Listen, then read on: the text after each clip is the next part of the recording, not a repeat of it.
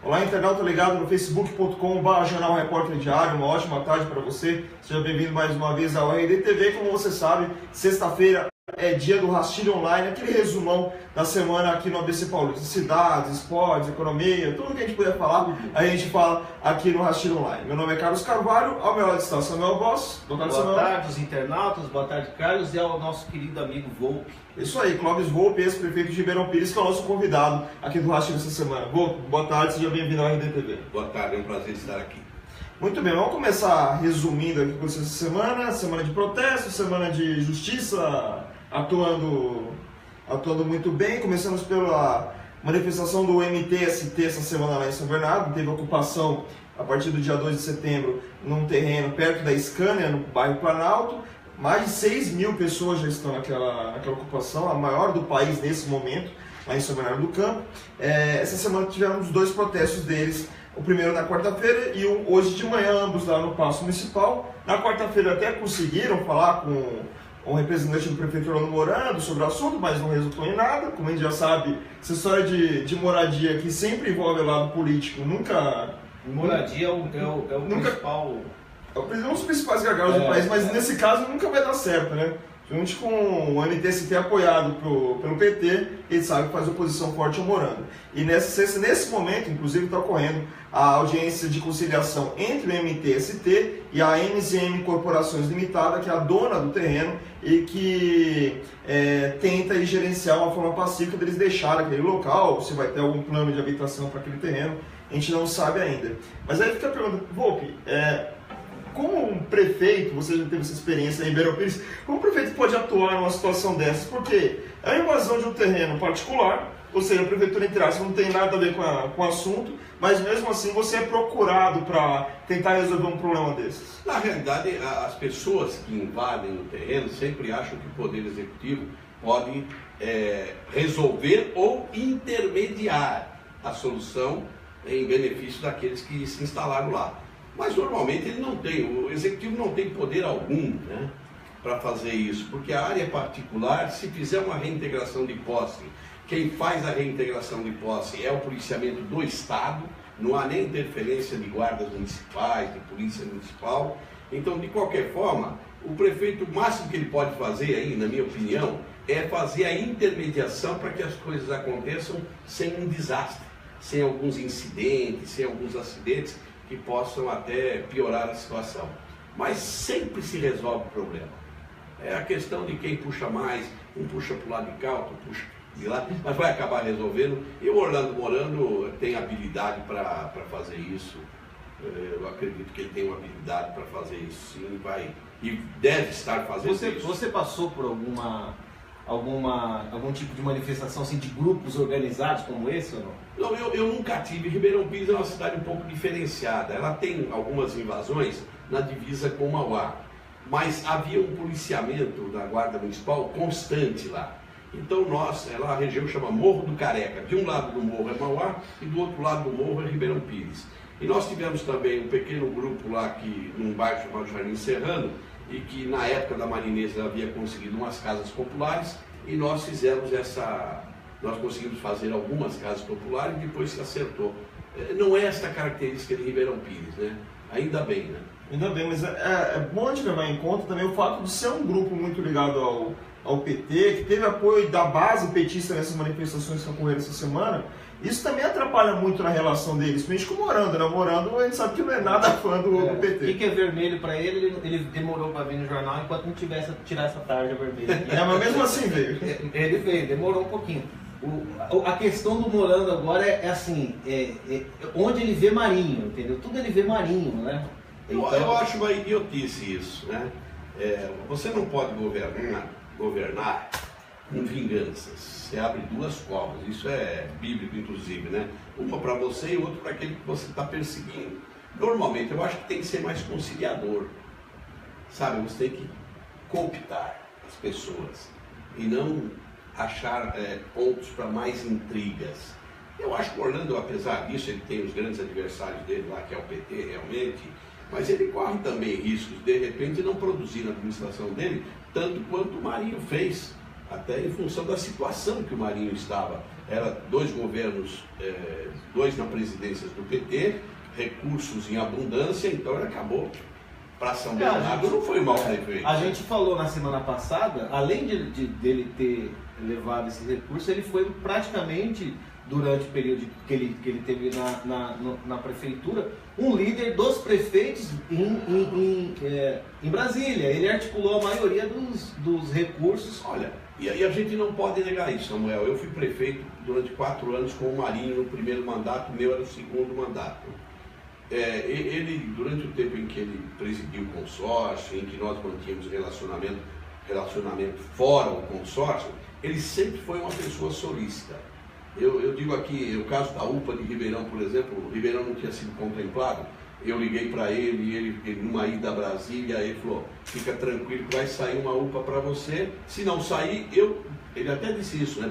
Se bem que foi num tom de brincadeira, mas eu não falaria. Olha, senão ele tinha, acho que 5 ou 6, ele disse assim, eu libero uma daqui para fazer aí. Então ele sempre foi solícito com os prefeitos de outros partidos. Ele doou a Ribeirão Pires uma série de viaturas usadas, quando ele reformou frota. Ele não olhou muito essa coisa da sigla partidária, não. Eu não poderia jamais falar mal do Marinho com relação a essa intimidade que ele acabou angariando. A que a gente falou na semana passada, acho que está aqui no jornal, né? Assim, a resposta do PSDB em relação às acusações do Marinho. O PT já tinha soltado um jornalzinho desse também, alguns meses atrás, falando do Orlando Morando, né, denunciando o Orlando Morando por uma série de coisas, e ele resolveu dar um troco no Luiz Marinho. Mas dá para você levar em conta também que eram situações diferentes. A gente está falando de o Marinho pegou um país estabilizado, politicamente, economia estável. E hoje você tem uma coisa que ninguém sabe para onde vai. Mas você poderia ter pego um país estável e ter dito assim, olha, para aqueles que são do PSDB eu não vou dar nada. Ele poderia ter dito isso, não, Clóvis Volpi, esquece o Clóvis Volpi. Mas ele não fez só isso comigo, não, ele se deu bem com o Aulíquio também, que nós fizemos. O próprio Gabriel Maranhão, não, foi o Kiko. O Kiko também. O relacionamento sempre foi muito bom, Esse tipo de campanha um contra o outro, eu nunca fiz muito isso, não gostava disso. Agora uma pergunta, a gente falou do país estável, eu lembro que eu conversei com você, uma vez você disse que você previu que ia haver uma crise em 2011. Não tão longa. Mas que você previu uma crise. Como que foi isso daí? Quando chegou no mês de abril, você vinha sentindo uma certa preocupação na economia dos municípios. Mas são degraus, né? Então, se eu estou sofrendo, começo a sofrer cá embaixo, é porque alguma coisa não anda bem lá em cima. O que acontecia é que a presidente Dilma lançava alguns discursos de que não era nada daquilo. Mas nós que estávamos administrando, fazendo gestão pública com olho na economia, sabíamos que ela estava mentindo sobre a economia do país, que eles estavam mentindo. E isso foi um grande pecado para todos nós. Eles não souberam a hora de paralisar as atividades de liberação de recursos. Era uma coisa estrondosa, fenomenal, parecia que nós vivíamos jorrando, abria a torneira e em vez de sair água, saía recurso financeiro. Então isso foi uma grande mentira. Quando chegou no mês de abril, essa grande mentira começou a cair. O país começou a cair na realidade. Aí quando eu entreguei a prefeitura, eu disse, olha, o próximo prefeito, se não tiver gestão com mão de ferro, ele vai sofrer 4 anos, porque a economia só vai melhorar lá para 2018. Acontece que muitas coisas, né, fazer uma redundância aqui, muitas coisas aconteceram também, né? Essa questão do Lava Jato, que ninguém sabia disso. Isso tudo levou o país a uma situação econômica inimaginável, a quantidade de dinheiro que foi jogado fora nesse país naquele período, abundância. E hoje o reflexo é grande. Eu tenho lido assim alguns experts em economia e eles falam que com certeza mais 5, 6 anos ainda não se chegou no nível zero, né? A gente fala nível zero porque o zero se estabiliza na pesquisa zero. Nós estamos muito abaixo do zero. Até se chegar no zero, aí depois começa a melhorar. A gente tem que contextualizar que nessa época era a época da crise mundial e que o Brasil, Sim. aquela coisa do que o Lula falou da marolinha e tudo mais, que o Brasil foi caminhando. Só que o governo federal tomou muitas atitudes paliativas e nada pensando a longo prazo. Nós cometemos muitos erros, mas o maior erro que se cometeu nesse país foram as mentiras. Porque eu acho que o brasileiro, se tivessem dito a verdade para ele, enquanto presidente do país, nós saberíamos fazer gestão, não 100%, mas uma grande parte de políticos faria uma gestão muito mais séria, muito mais sóbria. Olha, é uma desgraça quando você é prefeito e tem muito dinheiro. Você comete muitos erros. É melhor governar sempre com o cinto apertado. Aí você cria, você passa a ter imaginação, os seus secretários passam a ter a obrigação de ter imaginações, você tem um discurso para a comunidade. Quando você tem um excesso de recursos, você comete muitos erros. Não quero aqui em detalhes de que tipo de erros se comete, mas comete-se muitos erros. Eu vou aqui só falar o pessoal que está conectado. Assim. O Anderson Reis, que acho que é do PV, São Bernardo, está mandando um abraço para você, grande Clóvis Volpe. Elaine Alcântara, boa professor. Aldo Moura, um grande abraço ao Volpe, prefeito, deu atenção no meio de comunicação, nunca se furtou em dar declarações. Daniel Muniz, Clóvis Volpe ainda tem intenção política, já a gente fala. A gente vai guardar esses perguntas mais pro final do rastilho, mas vai participando, continua participando aí pela caixa de comentários dessa live. Eu até esqueci de falar isso no início do nosso rastilho. Vai participando aí, conforme os assuntos, você vai trazendo também a sua opinião, que a gente vai lendo aqui durante o rastilho. A gente está falando de dinheiro, falando de economia. Vamos falar de Diadema, que os vereadores aprovaram o reajuste dos próprios salários. Bacana. Na sessão de ontem. Foi uma sessão ordinária e uma outra extraordinária, e aí foi aprovado em 2 turnos um reajuste do salário de 2,45%, que é um 0,01 abaixo da inflação que foi publicada pelo IPCA. Então, vai levar os salários dos vereadores de 200 e poucos reais, chega a 10.400 ali no total, mas lógico, 2.400 mensalmente na Diadema. A questão é que qualquer aumento de vereador numa época dessa, mesmo que seja simplesmente a inflação com 2,45%, nunca vai agradar ninguém, né? Sempre vai causar algum tipo de polêmica. Agora vai passar a ganhar R$ 2.400, um pouco mais de R$ 2.400, porque esse reajuste vale a partir do dia 1º de setembro, retroativo a 1º de setembro. O vereador ganha isso? O vereador em Diadema.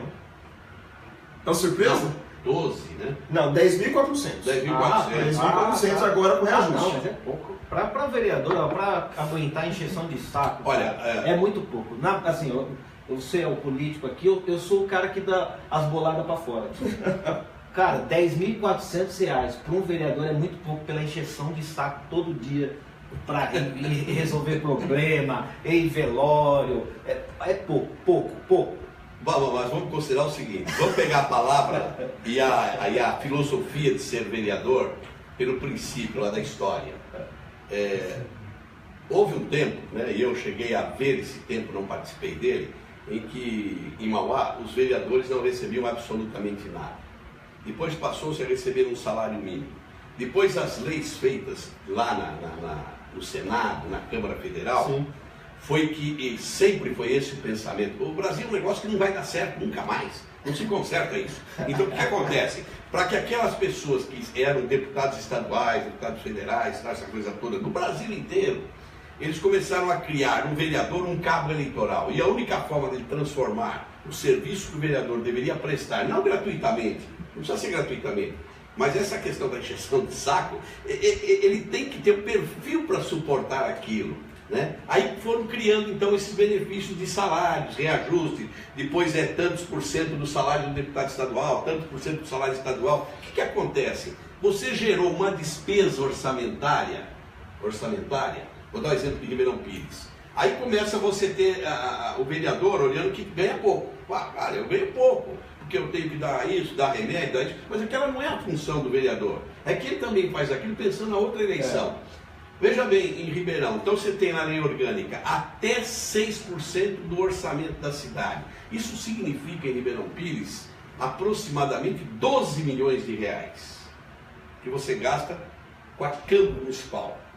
Desses 12 milhões de reais por ano, você deve gastar aí uns 7 com vereadores e os outros 5 com os serviços que o vereador precisa, assessor, xerox, isso, aquilo, aquele outro.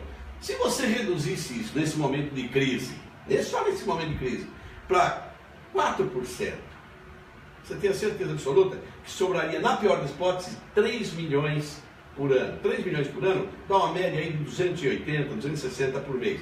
260 por mês, eu acho que lá em Ribeirão Pires são os remédios judicializados. Que você é obrigado a dar porque você não tem, custa caro, mas o juiz te manda dar. Então você não está dando remédio judicializado. Porque o cara que devia estar prestando esse tipo de serviço, ao invés de levar o doente no carro dele, ao invés de comprar o remedinho na receita dele, ele estava vinculando aquilo lá. Então, o princípio do serviço de vereador era o de ser consultado para uma obra, era de ser, não é o de fazer o que nós acabamos fazendo com essa atividade política. Virou assistencialismo social, né? Primeiro, né? Olha, eu fui vereador 2 mandatos, eu nunca fui assistencialista. Eu nunca transferi um título de um eleitor. Eu nunca paguei uma fotografia para o eleitor. Eu nunca mandei, quando tinha essas opções de tirar terra, eu nunca fiz isso. Eu fui vereador 2 mandatos, muito bem votado. Porque eu dizia assim, esse não é o meu perfil.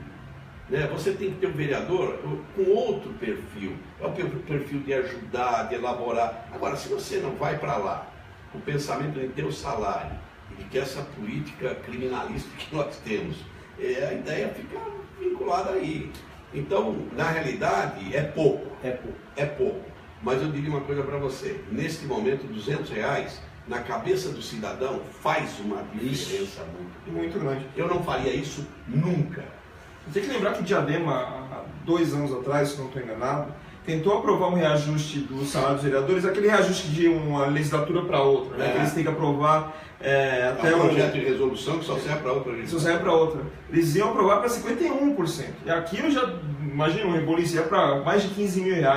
Já é uma situação difícil. A gente tem que aprovar a resolução para diminuir o salário de procurador.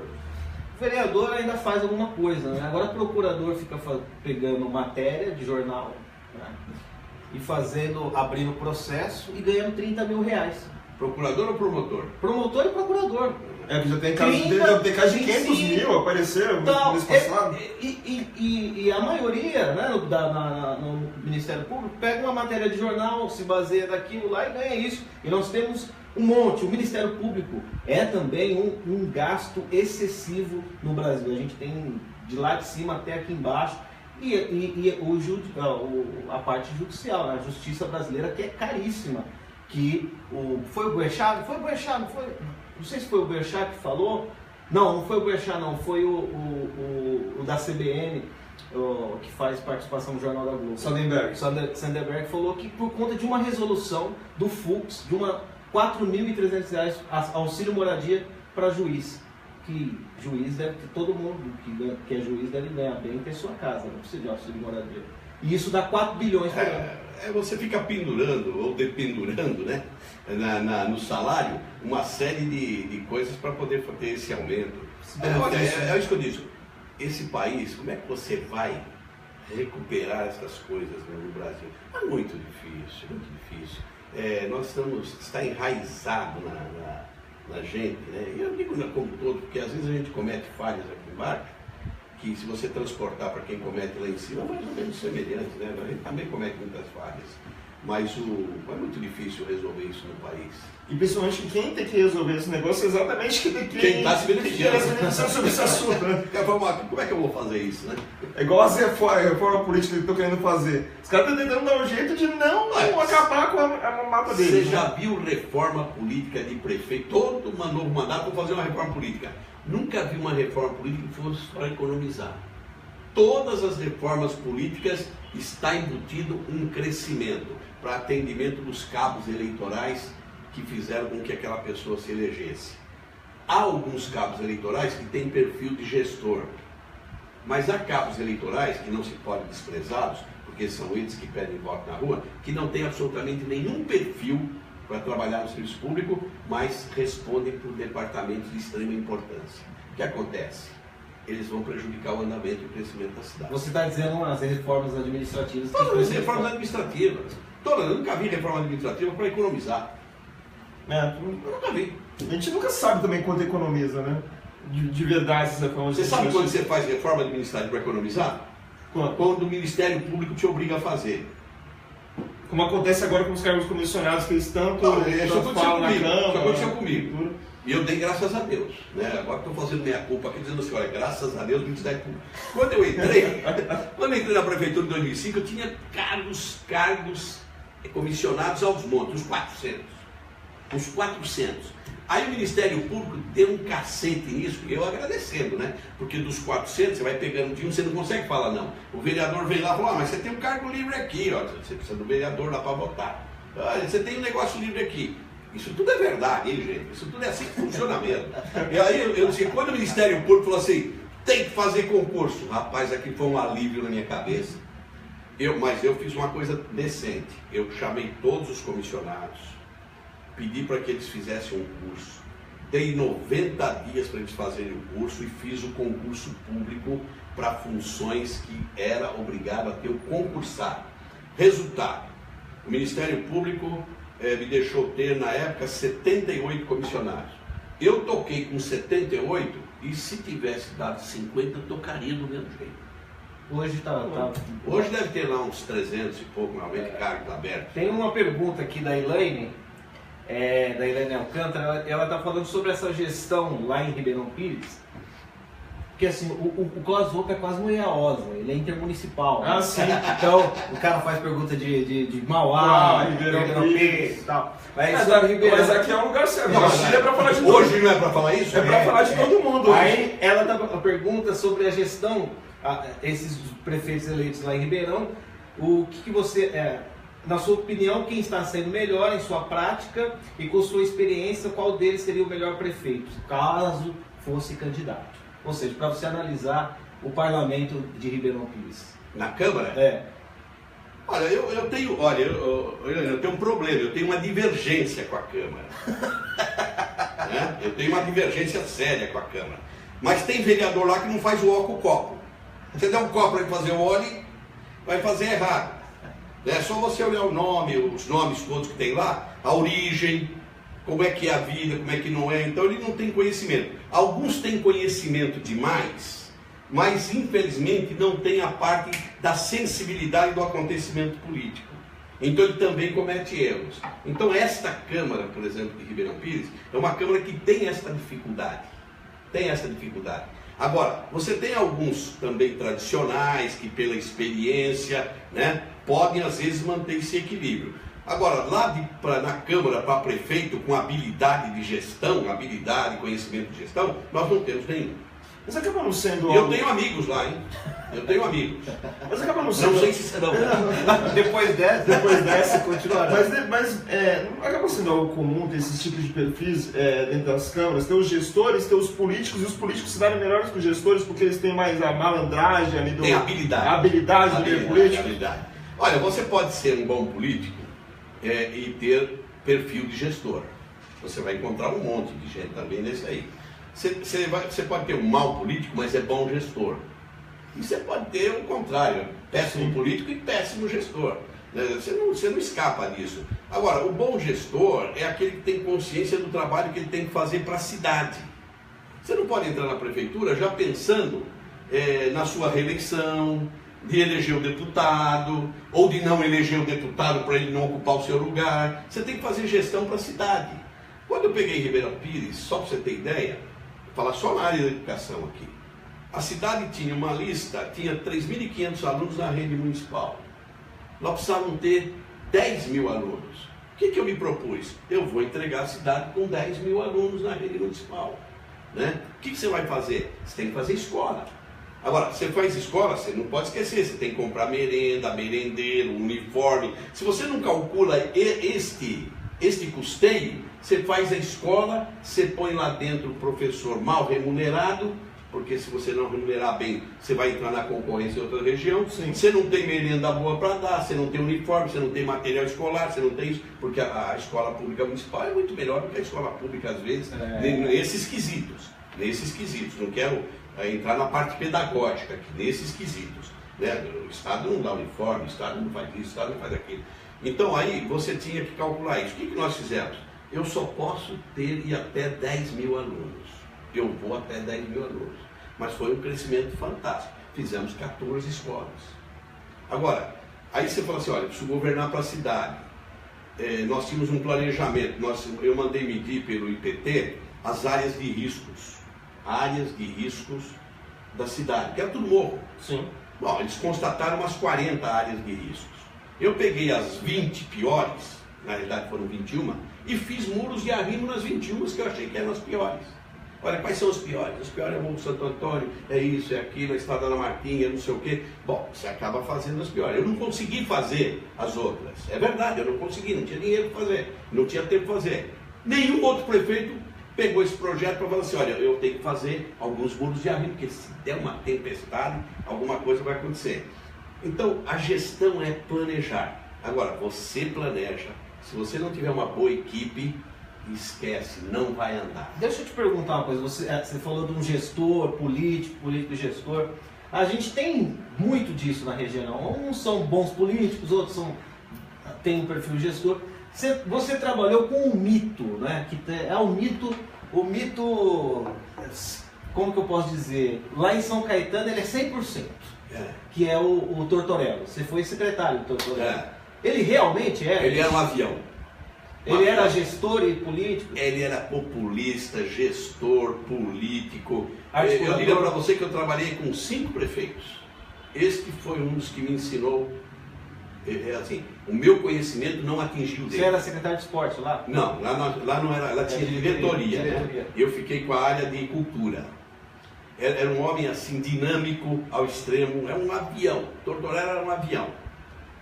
Rapaz, não era fácil acompanhar o raciocínio dele. Porque a gente tem isso, né? A maioria lá, a cidade é 100% tortorelista. Então assim, até o opositor do prefeito, todo mundo é tortorelista. Todo mundo no mesmo grupo. É assim, não, você vai nos debates do Tortorello, isso não, eu falo que o Tortorello, eles sempre falam que o Tortorello e o São Caetano e o Celso Daniel e o Santo André, ninguém deixa eles descansar em paz. E apaixonado pela cidade.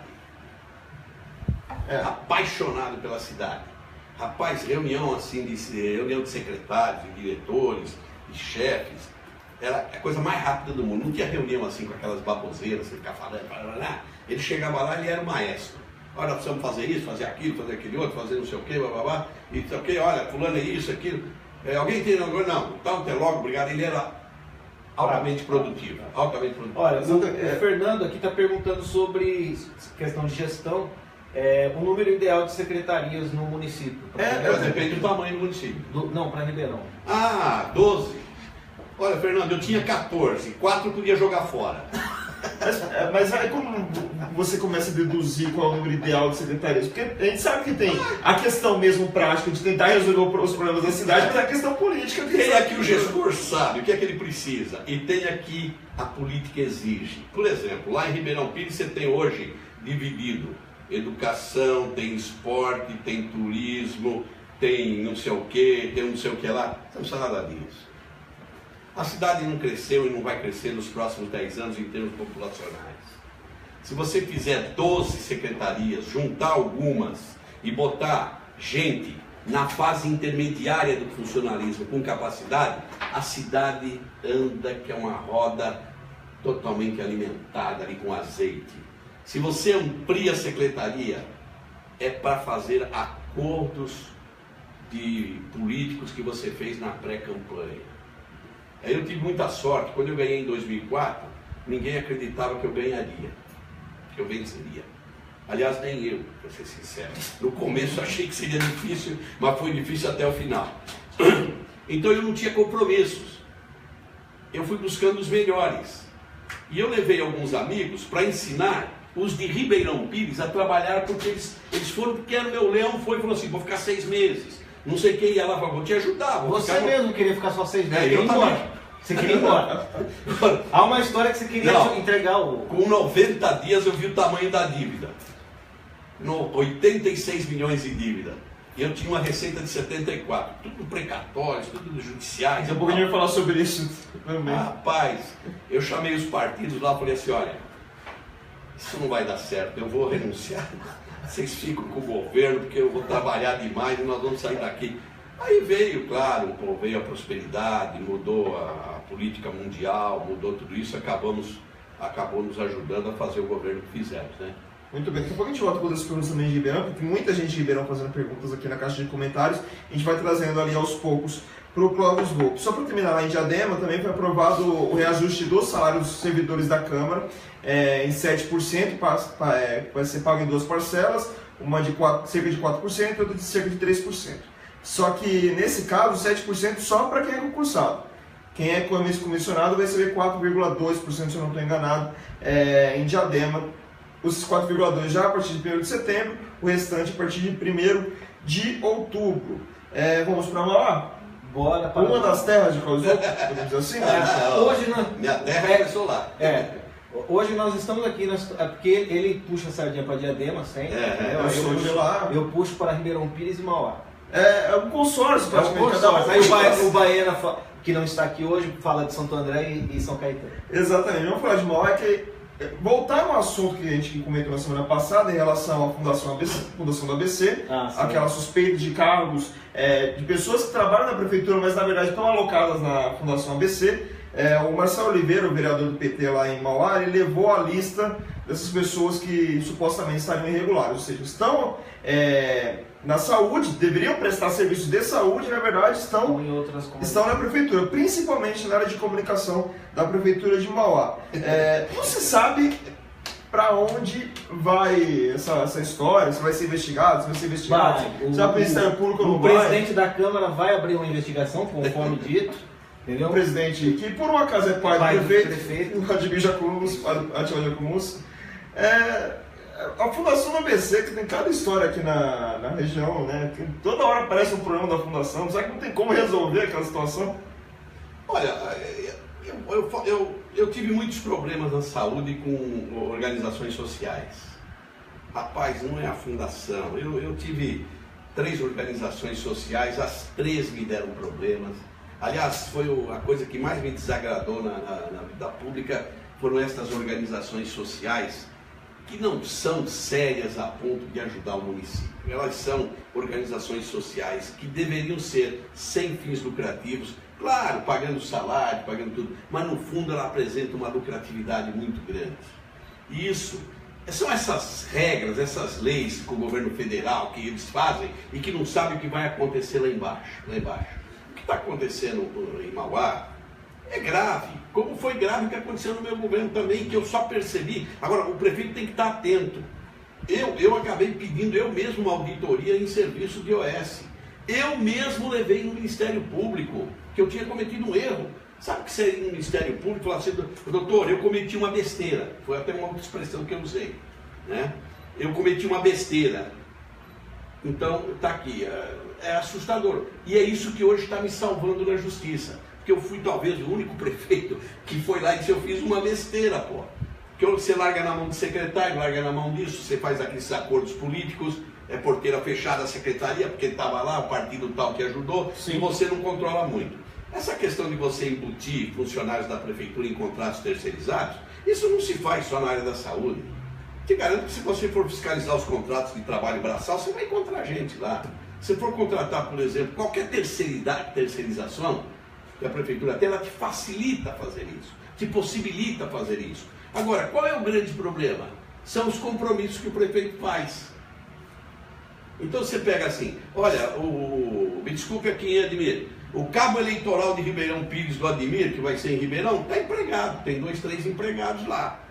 Ué, como é que está empregado? Talvez o cabo eleitoral do Admir, do bairro X, do bairro Y, também está empregado lá. Chega uma hora que o município não vai suportar isso. Não vai suportar. Aí você vai atrasar pagamento de merendas, você vai atrasar pagamento da fundação, você vai atrasar pagamento não sei do que.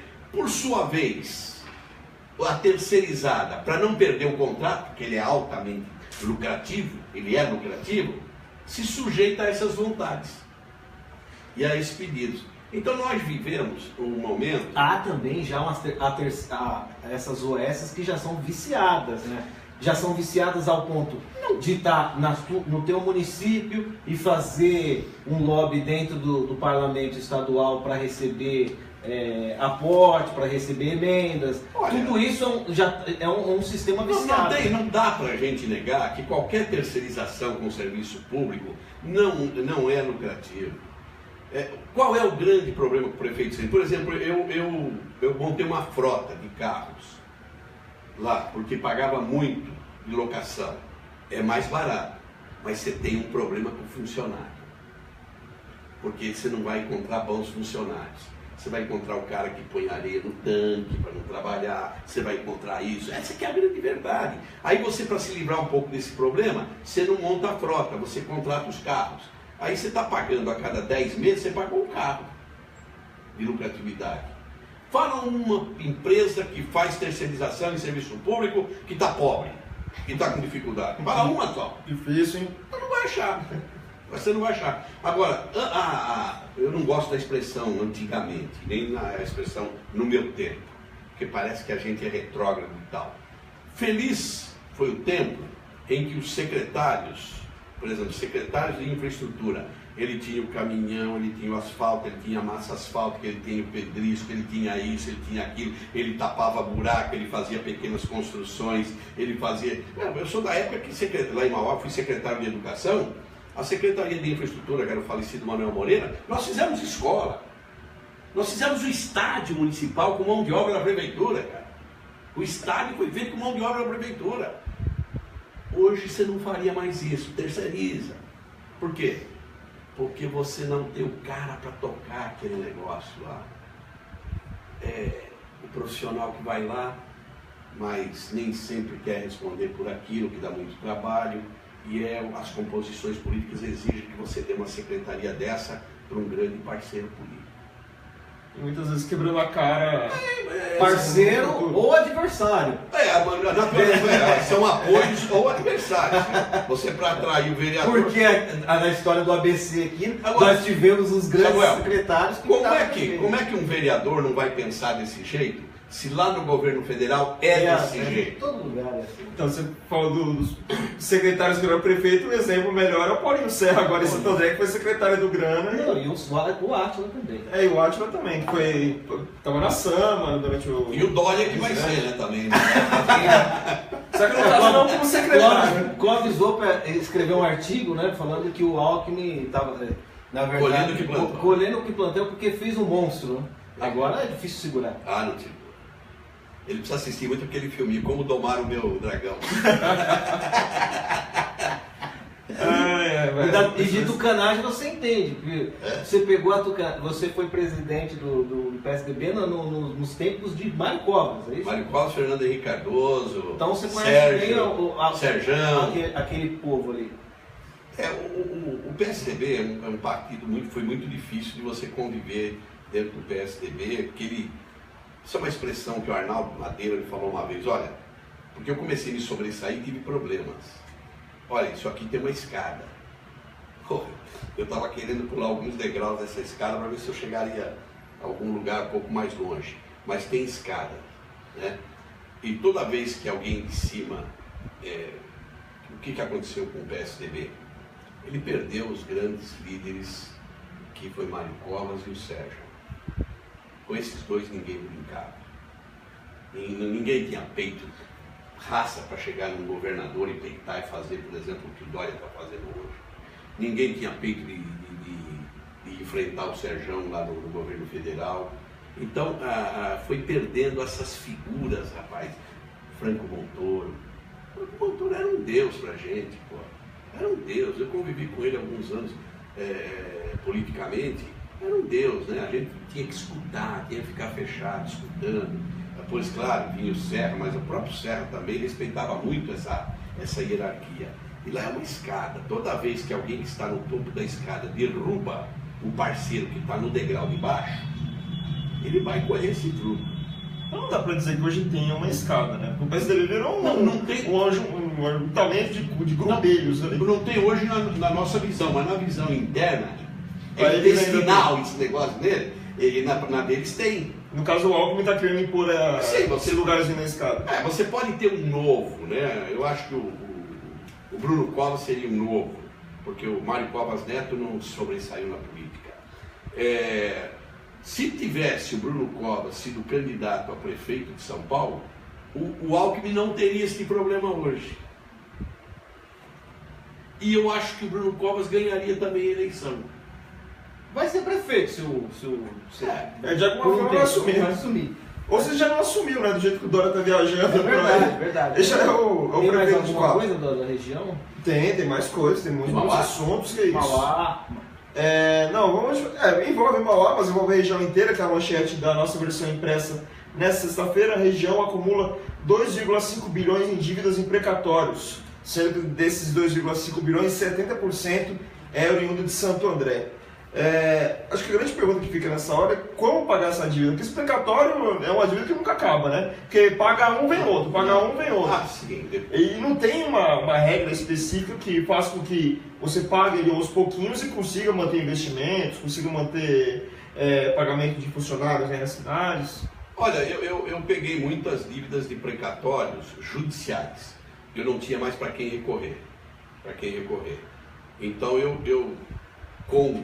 claro, tive que fazer isso com o judiciário. Nós chamamos explicamos a situação. A dívida é maior do que a receita e a ordem de receber na boca do caixa. Eu chamei todos os detentores de precatórios da cidade e seus advogados representantes. Todos. Fizemos 6 meses esse trabalho.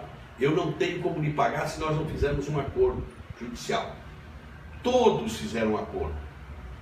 Todos. Onde a banca de advogados não queria fazer o acordo, nós conseguimos separar o que era de direito do advogado e o que era de direito do proprietário do precatório. Então pagamos primeiro para tirar o advogado, porque ele queria receber na frente, e ele sairia do processo porque o proprietário queria fazer o acordo. Então nós fizemos acordo com todos. O precatório maior de Ribeirão Pires a Avenida Caeté-Riches, uma das pistas da Avenida Caeté-Riches, que quando Quércia foi governador do estado, esse precatório, a Companhia Pastoril detentora desse precatório, acho que dava na época 20 e tantos milhões. Nós não tínhamos dinheiro para pagar 20 milhões em 10 parcelas, 2 milhões, não tinha como fazer isso. Então a Companhia Pastoril fez um acordo conosco, nós fizemos um carnê. Eu até brincava, olha, eu estou... Desculpa a expressão, como Casas Bahia, preciso fazer um carnê disso aqui. Então eu fiz um carnê para 20 anos. Eu devo ter pago 7 anos, não me lembro bem, mas não chegamos a 8, chegamos a 7 anos. O Saulo deve ter pago alguma coisa, o Kiko deve estar pagando alguma coisa, e ao final dos 20 anos, acaba esse precatório. Sim. E deve dar em média aí uns 150 mil por mês, hoje 200 mil. Eu não tenho na memória como poderia estar, uns 150, 200 mil por mês, que era possível pagar. O grande problema de Ribeirão, por isso que tem esse número grande aí, é o PASEP. O que aconteceu à dívida de Ribeirão com o precatório? Eu acho que está incluso o PASEP. A Maria Inês, não é uma crítica acertadamente, e Diadema, sim, na época do Felipe, entraram com uma liminar para não recolher o PASEP, que é 1% sobre a folha de pagamento e tal. E essa liminar durou 11 anos. No colo de quem ela estourou?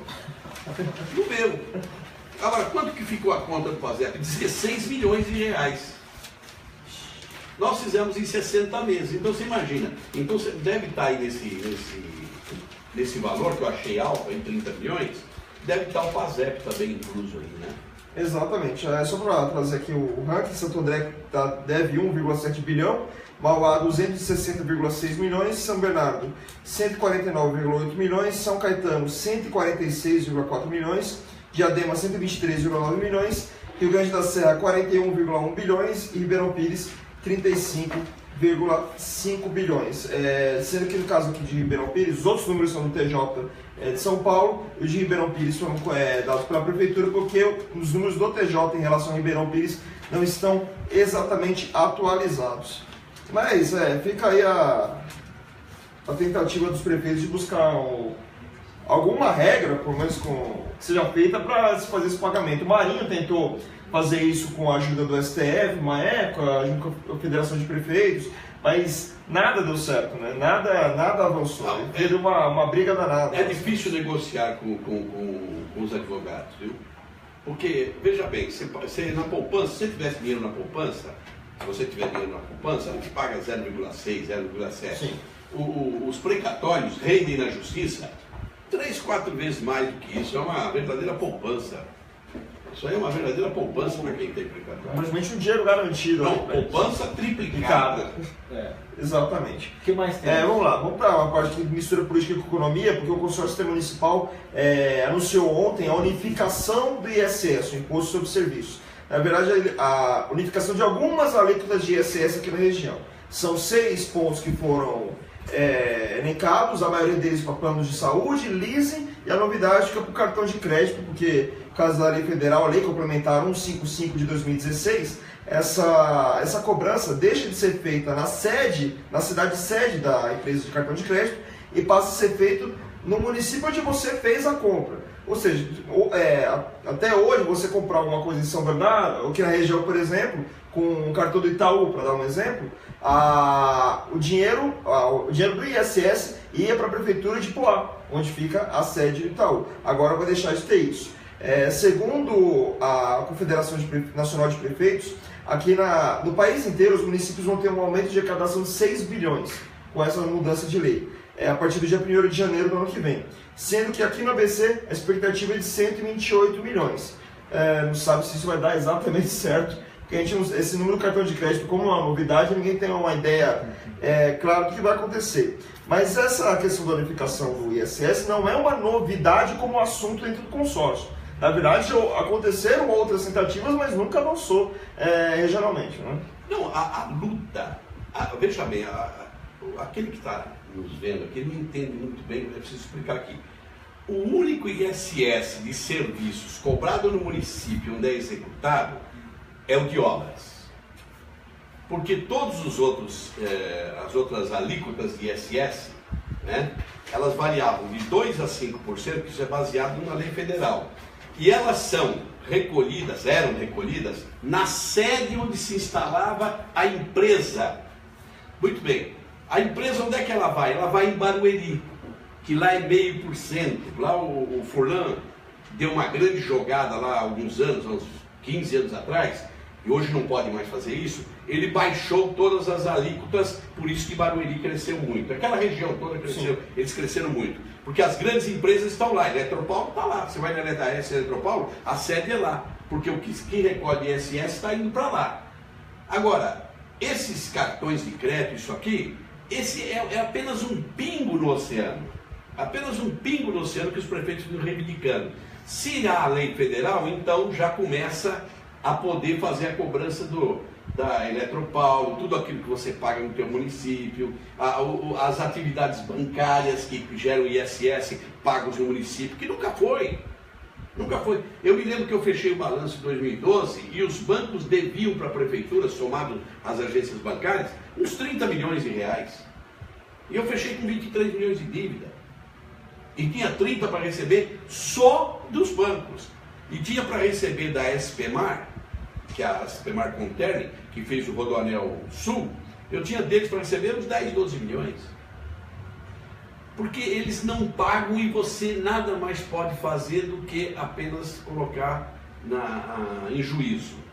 Mas você coloca em juízo e essas empresas continuam tendo aportes financeiros do governo federal, porque aquilo não serve para negativar o acordo que eles possam ter. Quer dizer, você tem umas discrepâncias com os municípios pobres, que é o inferno.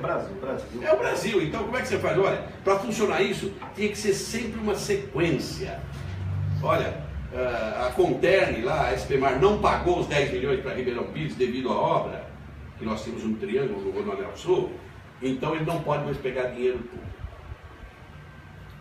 Acabou o problema, porque ele vive de empréstimo público também. Sim. Então ele não paga meus 10 milhões. O banco também, não sei o que, também. Agora, cartão de crédito é apenas um pingo no nosso oceano aqui da repatriação de impostos tipo ISS. Ajuda muito a cidade. Sim. Lembrando que essa é a primeira decisão do consórcio, já não contando com Diadema como membro da entidade. Agora, no começo de outubro... Mas ela não fica fora. Não fica fora, mas Diadema vai fazer o dela lá dentro da lei, vai ter que adaptar a lei por ela mesma, mas não com o plano do consórcio. A primeira decisão do consórcio como decisão, com diadema ou sem diadema. Não, mas agora é de fato, oficialmente, podemos dizer assim. Já que diadema, o período dela dentro do consórcio termina agora. A lei, eu não conheço o texto da lei. Se é que a lei está dizendo que ela existe, eu não conheço o texto. Mas eu tenho certeza que na lei não está escrito assim, somente poderão operar de ISS da cidade em consórcio. É individualmente. A questão foi um acordo para que fosse unificada a situação em alguns pontos em 6 das 7 cidades da região do ABC. Se o Diadema quiser pegar o texto lá que vai para os outros municípios, quiser aprovar, adapta e pronto, acabou. Vai até o final de setembro, os municípios têm que fazer, todos os municípios do Brasil têm até o final de setembro para adaptar suas leis municipais com a lei federal. A gente vai entrar em Ribeirão Pires agora, você já quer fazer alguma pergunta aí? O seu grande amigo Pedrinho Carmo Alves está assistindo, Luiz Carlos Nunes, Pedro Pereira. Então, já a primeira pergunta, que é a principal aqui, do Pedro Pereira, como que você está vendo a gestão do Kiko? Olha, eu vou falar para o Pedro Pereira o seguinte, é o que eu ouço dizer, eu não tenho conhecimento profundo do que está acontecendo, mas eu fico na rua o dia todo, eu ouço que de fato não está indo bem. Eu acho que ele está buscando os ajustes que o outro prefeito deixou, que foi uma calamidade. O Kiko está colhendo frutos podres de que foi plantado pelo Saulo Benevides. Esse foi o pior prefeito que a cidade teve e o que mais prejudicou a cidade. O reflexo da administração do Saulo negativo vai se estender por alguns anos e alguns administradores ainda. Porque a cidade não tem suporte para acontecer isso. E não tem onde buscar a receita para poder operar isso rapidamente, para resolver isso rapidamente. Então, o grande dragão que engoliu a nossa cidade lá de Ribeirão Pires foi a gestão do Saulo Benevides, que foi uma coisa horrível, né? Agora, o Kiko, ele é muito mais hábil do que o Saulo. E ele tem mais princípios de gestão do que o Saulo. Mas ele tem que ajustar um pouco as contas para poder reiniciar o seu trabalho. Mas eu confesso uma coisa, diante da situação econômica do país, não vai ser possível fazer boa gestão. O que é boa gestão? Boa gestão. Você não vai ver nenhuma obra de vulto na cidade para marcar uma gestão pública. Você não vai ver, porque não vai ter dinheiro para investimento com essa facilidade. Se o Kiko conseguisse cortar o mato da cidade, a unidade diz assim, se você cortar o mato, pintar guia e plantar árvore, você já será um bom prefeito. Se ele conseguisse manter a cidade com uma boa aparência, e eu acho que ele está lutando para isso e tal, eu acho que ele vai fazer uma gestão assim, entre 0 e 10, ali uns 4, podendo chegar a 5. Mas ele está tendo muita dificuldade. Agora, ele também vai ser um pouquinho responsável por isso, né, Samuel? Porque ele tem 19 secretarias na cidade, tem um monte de gente dentro do governo sem habilidade para governar, fruto do quê? Do grande acordo político que ele fez. Todos os partidos praticamente lá apoiavam. O partido pequenininho, por exemplo, que tinha lá só o diretório, apoiava, estava lá dentro. Então ele tem hoje que conviver com isso, Mas se compararmos ele com o Saulo, ele vai ser melhor gestor que o Saulo. Pessoal, tem duas perguntas iguais aqui. E olha que eu sou adversário do Kiko, viu, Pereira? Sobre o caso da CEI da Saúde, sobre a CEI que o Luiz Carlos e a Elaine pergunta, a CEI da Saúde que foi instalada, na qual o professor, a sua opinião, que está à frente lá o vereador Paixão, presidente, o professor Amaury, relator, e o vereador Rogério como membro. O que você acha que vai acontecer, com a sua expectativa sobre essa CPI, né? Olha, eu não sei exatamente, né, a profundeza do raciocínio de se montar uma CPI da saúde, apesar de eu também estou incluído na minha administração, eu devo ser chamado na CPI para alguns esclarecimentos, mas a CPI tem duas desgraças, né? Se você não encontrar nada, Se você não encontrar nada na CPI, você vai avalizar a gestão de quem quer que eles estejam pensando pegar, né? Pode ser inclusive eu. Se não encontrar nada que caiba aí, que demande aí uma ação no Ministério Público, você vai estar dando nota 10 para os prefeitos dessa área. Ela não foi específica. A CPI teria que ser específica. Olha, nós vamos fiscalizar contratos de OS, nós vamos fiscalizar compra de remédio, nós vamos fazer CPI para contratos e serviços de terceiros com ambulância, com carro, nós vamos fiscalizar os contratos de terceiros para exames médicos. Então, se ela fosse mais específica, porque quando eles abrem uma CPI, eles têm ideia do que é que eles querem pegar. Sim. Senão você não abre a CPI. Como ela é abrangente, eu acho que vai dar muito trabalho. E parece que eles têm 180 dias para apresentar, e eles devem contratar uma empresa especializada em fazer auditorias aí. Pode ser o caminho. Lembrando que essa CPI... Até aqui eu vou fazer aqui. Até porque conhecimento para fazer a CPI não tem, né? Não, você tem que contratar. São dois novos, né? 2 vereadores novos, né? E o Paixão que... E a gente tem que lembrar que essa CPI, ela aconteceu... O relator de CPI escreve, né? Ou manda alguém escrever? Eu sempre tive essa dúvida, você que foi deputado federal e estadual. O relator vai apresentar o relatório. Vem aquele calhamaço. Rapaz, não será que esse cara fica lá na frente do computador escrevendo? Ou não? Não, depende do processo. Por exemplo, se você é relator de algum processo pequeno, com facilidade de você fazer a leitura, com facilidade de você entender, eu tinha essa paciência quando fui deputado federal e deputado estadual, eu tinha paciência, eu gosto de ler processo. Gostava de ler processo. Então, eu lia os processos para poder colocar minha opinião no relatório, minha opinião pessoal. Quando era uma coisa mais complexa, você contrata empresas especializadas para fazer avaliações técnicas. Por exemplo, eu fui relator do Plano Estadual de Desestatização do Estado. Plano Estadual de Desestatização. Você imagina a venda disso, venda da Eletropaulo, venda do Banespa, tá tudo lá.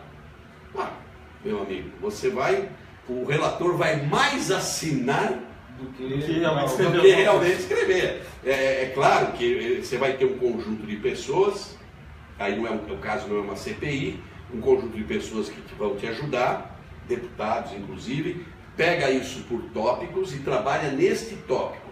Mas esse tópico teria que mandar para lá o que significava isso como receita, como despesa, o que você deixaria de gastar.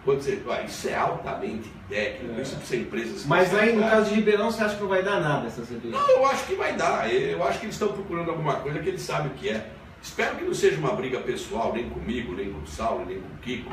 Eu acho que isso aí eles tiveram muitas brigas lá, né? Sim, mas para lembrar, foi feito em cima do Saulo, né? A oposição do Saulo que conseguiu emplacar essa CPI no ano passado. Só que, não, sim, posição a gente fala para contar a história dos elementos, ok?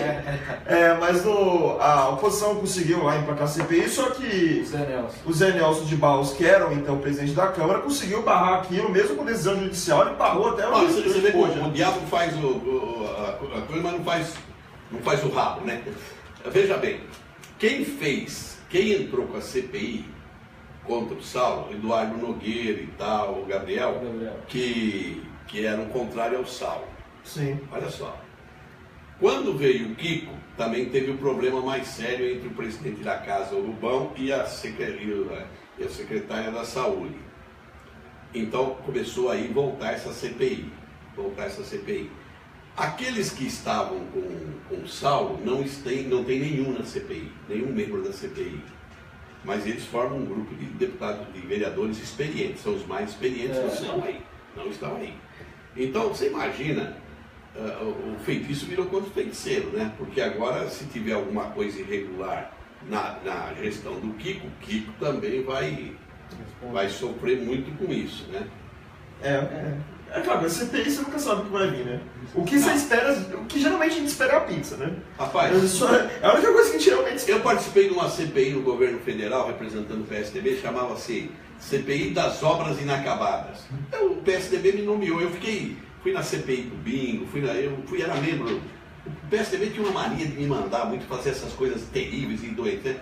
Eu fui em 3 viagens da CPI de obras inacabadas. Na 4ª eu não fui pedir demissão, porque ela tinha sido armada para tomar dinheiro. Pronto. Aí eu falei assim, pô, pera, que negócio é esse aqui? Eu não conheço o deputado presidente, ele era de Minas Gerais. Depois deputado, foi até prefeito de Vitória depois. Também tinha o que foi prefeito de Vitória do PT, eu não me lembro agora o nome dele. Depois tinha o outro lado do... Aí quando nós visitávamos as obras inacabadas, eu dizia, esse negócio aqui não é para tocar as obras. Porque as obras acho que continuam inacabadas até hoje. Esse negócio aqui é para... Vou fazer pressão depois lá. Você entendeu? Então a CPI tem muito disso.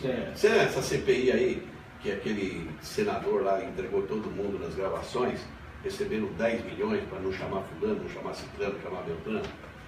Então, a CPI precisa tomar um cuidado desgraçado. O que tem de mais de não, para fechar Ribeirão, na verdade é uma história que ainda não está completa, mas já aconteceu um novo capítulo essa semana, é a questão do julgamento do processo contra o prefeito Kiko Teixeira, que rola no STF, em relação às contas da Câmara de Rio Grande da Serra de 2004, que foram consideradas irregulares pelo TCE, e aí, ou pelo TCE não, pelo Tribunal de Contas do Estado de São Paulo, para ser mais específico. E aí esse rolo foi continuando. Essa semana o STF, a primeira turma do STF terminou o julgamento virtual, né, que começou no dia 1º de setembro, e em relação ao embargo do Kiko e o embargo do TJ de São Paulo, em relação da promotoria de São Paulo em relação a esse assunto. Ainda não foram divulgados os resultados completos no site do STF, porém o que se espera é que em caso o Kiko tenha tido o seu embargo rejeitado, ele possa ser afastado da prefeitura e aí possivelmente ter uma nova eleição. Ainda não sabe se a situação vai ser assim ou não. Eu conversei com o Arthur Rolo, que é um advogado especialista aqui na ABC Paulista, e ele disse que dificilmente ia acontecer, porque para ele já se resolveu a questão do TSE, e além disso já se passaram 13 anos, né, desde a impugnação desde das contas, né, em Rio Grande da Serra. Isso evitaria qualquer tipo de mudança agora em Ribeirão Pires. Mas vocês lá estão aguardando ainda que possa acontecer algo mais grave lá na cidade. Eu não tenho conhecimento jurídico para afirmar, mas o Poder Judiciário é terrível, né? Você pensa uma coisa que seria lógica e depois acontece uma de certo ponto ilógica, porque tudo é calcado na lei, na interpretação da lei. Exato. Gozado, você tem o promotor que acusa e o advogado defensor de um mesmo réu. Ambos estudaram no mesmo livro. É verdade. Ambos estudaram, não tem cada livro, um interpreta de um cada um interpreta de um jeito, né? Eu acho que o STF, por exemplo, já transformou o Kiko com 8 anos, então 8 anos a partir dessa condenação. Se for a partir da condenação, a partir dessa condenação. Aí sim pegaria ele como prefeito. Então o que acontece? Como lá o relatório, o acórdão final não foi ainda publicado, eles têm 25, 30 dias, na verdade 60, mas em média estão fazendo com 25, 30 dias, e naquele texto em que a gente teve acesso, diz foi atendido parcialmente. Um desembargos parcialmente e outro rejeitado completamente. Então, esse parcialmente é que não se sabe exatamente o que é que foi cortado ou não cortado. Então ficaria aqui uma dúvida que eu também tenho. Agora, tem um outro processo no TRE, aqui em São Paulo, que é a cassação da diplomação. Sim. Que também mereceu do relator Paulo, que ele não poderia ter sido diplomado, também recebeu o relator. O relator, trocaram o relator acho que 2 vezes, manteve-se o relatório. Foi para o revisor manteve o relatório. Agora vai para a votação do plenário. Se o plenário mantiver o voto do relator, aí o Kiko pode ainda recorrer no Superior Eleitoral. Mas recorre já com uma negatividade do TRE, que muitas vezes eles atendem onde está localizado o município, o estado. Então você tem que aguardar. Eu diria que lá tem muita correria, um fala que vai ser prefeito, outro cara que... Eu diria que isso só vai acontecer o ano que vem. Se acontecer, né? É. O TSE resolveu Mas uma coisa a gente já limar sabe. todo esse tipo de processo ainda esse ano, Mas- para resolver tudo que tem que Mas resolver uma ainda coisa esse a gente já ano. sabe. Uma coisa a gente já sabe. O Kiko pode não haver novas eleições, mas ele não pode ser mais candidato. Ele não pode ser reconduzido. É. Então, essa é uma afirmação. Novas eleições não terá, mas o Kiko não vem para a reeleição 2020. em 2020. Vamos aguardar para ver como vai ser a situação na justiça. Vamos para a parte de cultura, trazer o que vai acontecer aqui no fim de semana no ABC Paulista, o show do Capital Inicial, um show do acústico deles gravado em Nova York em 2015, um ótimo álbum, porque ele foi feito mais de 10 anos depois do acústico MTV, que praticamente salvou a vida do Capital Inicial ali nos anos 90. Eles vão fazer um show aqui nesse sábado no Clube Aramaçã, às 21 horas, ingressos de R$80 a R$140. O pessoal do FEAS, a Federação de Entidades Especiais de Santo André, vai promover uma peça beneficente, o Santo e a Porta, do Ariano Suassuna, que terá 3 sessões, sexta e sábado, 20 horas, e domingo às 19 horas, no Teatro Municipal de Santo André. Inclusive vai ter a participação da ex-vice-prefeita Osvana Famelli. Ela participará como atriz ali no... Essa do Ariano Suassuna. Posso fazer um comentário? Sim, claro. Vou contar um pouco de história aqui. No meu tempo, né, apesar de eu não gostar dessa expressão, eu era secretário de Cultura em Mauá, Educação, Cultura. Lá era muito grande a Secretaria Esporte, tudo isso aí. Eu fundei o Grutema em Mauá. E naquela época tinha a federação, a FEANTA. Tinha a FEANTA, que era a federação dos grupos amadores e tal, essa coisa toda. E nós tínhamos grandes movimentos culturais aqui no ABC, muito mais acho do que nós temos hoje. Não sei, tenho essa impressão que ou as cidades eram menores e a gente sentia mais isso. Então nós montamos, com direção do Edinaldo Freire, o Santo e a Porca, de Ariano Suassuna. Eu era o presidente do Grutema. Nós vencemos o concurso em Santo André, vencemos o de São Paulo e nós fomos para Ponta Grossa, no Paraná, disputar o Festival Nacional de Teatro Amador. Ficamos em segundo lugar. Você atuou ou não? Não, eu atuei em outras peças, né? Em outras peças. Mas nessa foi a primeira peça que eu montei como presidente do Grutema, né? Cara, como a gente tá velho, não é? Clóvis Volpi já foi presidente de time de futebol, presidente do Tucaná, ator de teatro, escritor de poesia. Eu atuei em várias pecinhas, depois dirigi assim, teatro infantil. Eu gostava muito de teatro infantil. Mas uma peça que eu escrevi, inclusive a poesia de abertura, chamava-se Poemas em Conjunto, que eram poemas de grandes escritores, mas o Celso Ribeiro, já falecido, que era um excelente diretor, o Edinaldo Freire, inclusive, também fazia a montagem do cenário. O Edinaldo é daqui, é de Ribeirão, mas ele é do grupo Mambembe, em São Paulo. Né? Eu escrevi a poesia de abertura desta peça. Poeta, jogador de futebol. Jogador de futebol não, que parou, né? Cartola, prefeito, deputado. Eu não me dei bem em lugar nenhum, né? Para continuar aqui, também tem a peça sobre Homens e Ratos no Teatro do Senai Mário Amato, em São Bernardo do Campo, sexta e sábado, às 20 horas. Essa peça é de graça lá no Teatro do Senai Mário Amato. Também tem o espetáculo da blogueira Evelyn Regley, Babados da Vida, no Teatro Municipal de São Caetano do Sul, Paulo Machado de Carvalho, nessa sexta, 19 horas, ingressos a R$40.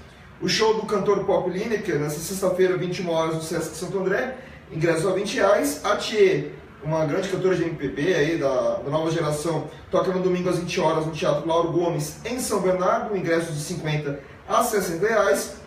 E a banda Azulejo, que é inspirada ali no Teatro Mágico, ela, uma banda de Santo André, se apresenta no Parque da Juventude de São Bernardo do Campo, no sábado, às 14 horas, com o sarau, vai ter literatura, poesia, música, artes cênicas e intervenções circenses. Esse aqui também é de graça. E para fechar, o Rastilho, falando de esportes, Nesse próximo domingo, às 15 horas, lá no Baetão, vai ter o jogo da volta do Esporte Clube São Bernardo contra o Osasco, na primeira partida na semana passada. Foi 3-0 para o São Bernardo, e o time, o Cachorrão pode perder até por 2 gols de diferença, e garante vaga na final da Campeonato Paulista da 4ª Divisão, e, por consequência, garante o seu acesso à Série A3 do próximo ano. Eu falei Paulista da 4ª Divisão, que oficialmente é Campeonato Paulista 2ª Divisão, mas na verdade equivale à 4ª Divisão. As nomenclaturas ali da Federação Paulista que nem consegue. Olha, eu quero falar que tem uma peça aí que eu gostei muito. Eu sou palmeirense, né? Mas resolveram encenar em Ribeirão Pires, no Teatro Amador de Ribeirão Pires, Corinthians Meu Amor, do César Vieira.